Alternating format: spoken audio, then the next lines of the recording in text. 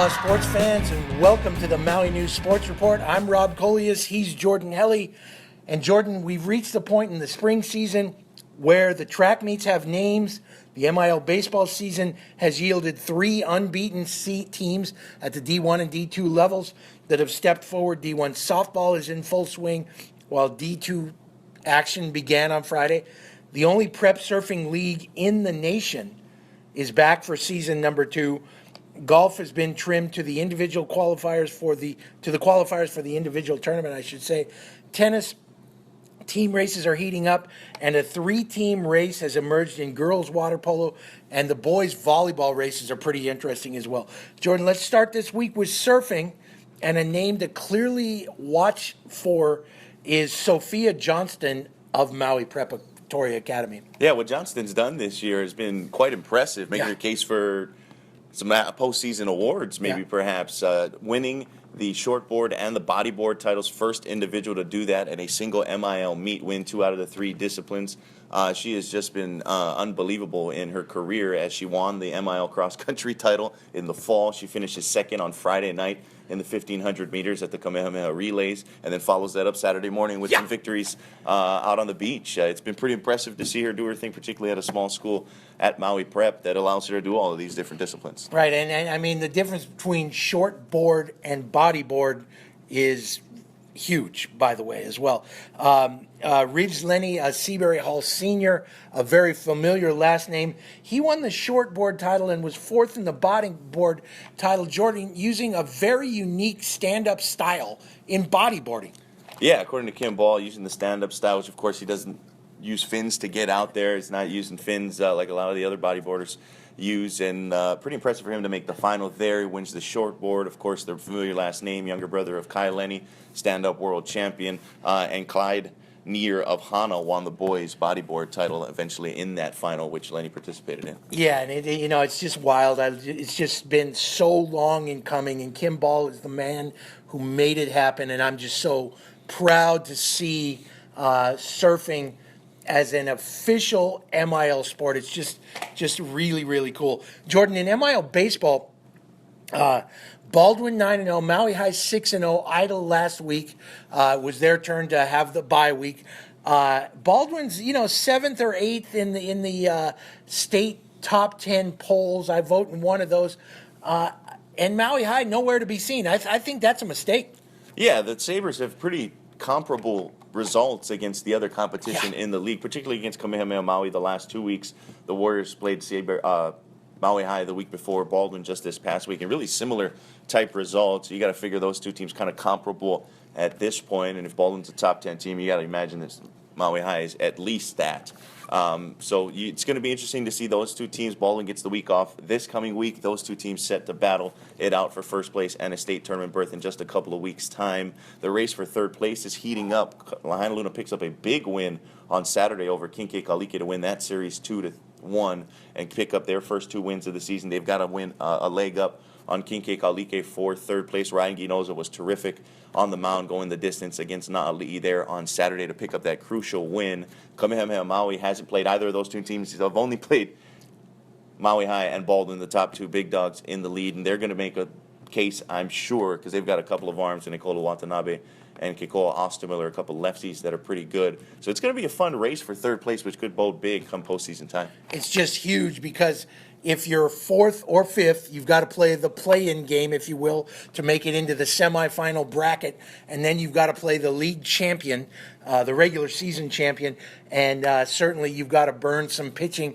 And if you're King Kekalika with Riley Wydell, Lahaina Luna with a Coney Hamilton goalless, and as you mentioned, Kamehameha Maui has some real pitching as well. So that third place game where you're playing the number 2 seed, and if you win that first game, and you could do that with an ace on the mound, it's just huge. You can at least set yourself up for a playoff game for a state tournament berth. So I think third place in the league standings is really, really large. Jordan, in boys volleyball, very interesting kind of developments. Hana, the only unbeaten team left in the league, and I love to see the the crossover. They've got 2 wins against Division I teams already. Yeah, they beat Maui High on Saturday night in 4 sets. Looking, as of now, the class of the league, much like they were last season, they've got a pretty tough stretch of their schedule coming up with Kinke Kalike on Wednesday to kick off that. They've got some of the bigger schools in the league at the top of the standings upcoming in the second half of their schedule. But Hana looking like they were last year, and it's good to see them bounce back after the way their season ended in heartbreak last year. We mentioned Kinke Kalike. They tie Lahaina Luna, if you will, at the top of the MIL D1 standings. Kind of got the leg up with the head-to-head there. 5-set thriller, 33-31. Na'ali'i you win the second set. Luna's rallied back, force a 5th set, but Kinke Kalike able to pull it out there. Those 2 teams looking like they are the class of Division I, at least in the MIL. It's been a fun, competitive MIL volleyball season. Molokai going to be in the mix there in Division II. Seabury, is going to get better. It's going to be a lot of fun matches coming down the stretch. No doubt, and those league tournaments are going to be wild, I think. Special shout-out to Colton Cowell and Hunter Mars. They won for the second year in a row, by the way, the OC16 Beach title, which is a really cool thing going against some of the best players in the league. And I'll tell you, Colton Cowell, if you're a volleyball fan and have not seen this young man play, make sure to get out and see at least one Kinke Kalike match, because he's a senior and a very special talent. Kid can jump out of the gym. Jordan, as we kind of get down to the nitty-gritty, where Tyler Munetake takes the medalist honors in the MIL qualifying for golf. We're down to the individual tournament now. Kristen Ishikawa does the same thing for girls. I think we have some real interesting races, because the Baldwin boys are in, the Maui High girls are in, but everybody else is fighting for only a few spots, which we don't even know the number yet, to get to that state tournament. Yeah, everybody else has to qualify through the individual tournament. Yeah, Munekake, what can you say, 64 on Saturday at Waiahu. That's pretty good. And the rest of these kids, if you're at any of the other schools besides the Baldwin boys and the Maui High girls, you're going to have to qualify your way into it. It's going to make for some really high-pressure rounds coming up here as we finish the individual tournament throughout the next week or so. No doubt about it. And as we said, softball, kind of a quiet week, although D2 did open up the wild world of MIL D2 softball. Lanai emerged from a 4-way tie at the end of the regular season last year. They finished second in the MIL, made it to the state tournament, won a couple games there.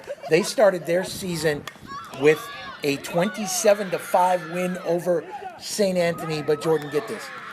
The first 16 batters to the plate for Lanai, the visitors, scored before an out was recorded.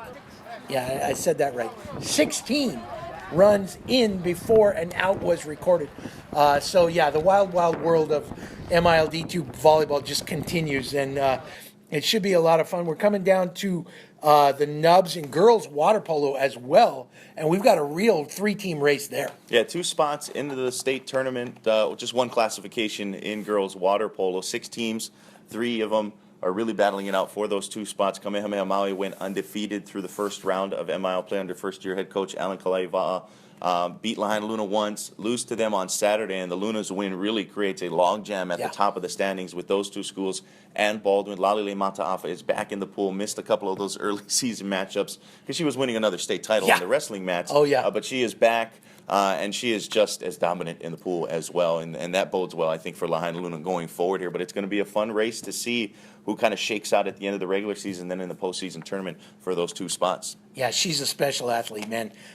Big girl, cannon arm, great swimmer, and and undefeated in her career wrestler, by the way. Jordan, it should be very, very interesting.